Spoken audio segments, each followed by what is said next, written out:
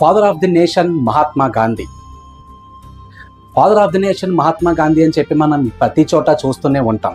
కానీ ఆ father of the nation Mahatma Gandhi అని చెప్పి ఆ టైటిల్ ఎవరిచ్చారు, అసలు ఎందుకు ఇచ్చారు, ఇది భారత ప్రభుత్వం చేత ఆమోదించబడిందా, ఇది మన భారత రాజ్యాంగంలో ఎక్కడైనా రాయబడిందా, అసలు భారత ప్రభుత్వానికి ఎవరికైనా ఇటువంటి టైటిల్స్ ఇచ్చేటటువంటి అధికారాలు ఉన్నాయా అంటే ఓన్లీ కేవలం మిలిటరీలో వర్క్ చేసిన వాళ్ళకి మరియు అకాడమిక్లో డిస్టింక్షన్ వచ్చిన వాళ్ళకి మాత్రమే మన భారత రాజ్యాంగం ప్రకారం ఆర్టికల్ 18 సెక్షన్ 1 ప్రకారం మాత్రమే ఇటువంటి టైటిల్స్ ఇచ్చే అధికారం ఉంది తప్ప కొంతమందికి బాపూజీ అని, మహాత్మా అని, అదేవిధంగా ఫాదర్ ఆఫ్ ది నేషన్ అని చెప్పి ఇటువంటి బిరుదులు ఇచ్చే అధికారం మన భారత ప్రభుత్వానికి లేదు.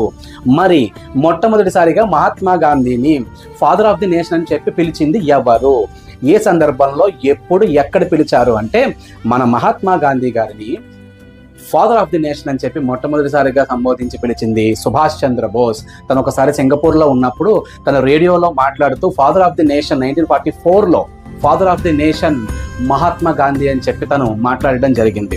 అదేవిధంగా ఆ తర్వాత దాన్ని నెహ్రూ గారు కూడా ఒకసారి సంబోధించడం జరిగింది. ఈ విధంగా మహాత్మా గాంధీకి ఫాదర్ ఆఫ్ ది నేషన్ అనే టైటిల్ వచ్చిందే తప్ప ఇది భారత ప్రభుత్వం చేత ఆమోదించబడింది కాదు. అలానే భారత ప్రభుత్వానికి ఇటువంటి అధికారాలు ఎవరికీ లేవు.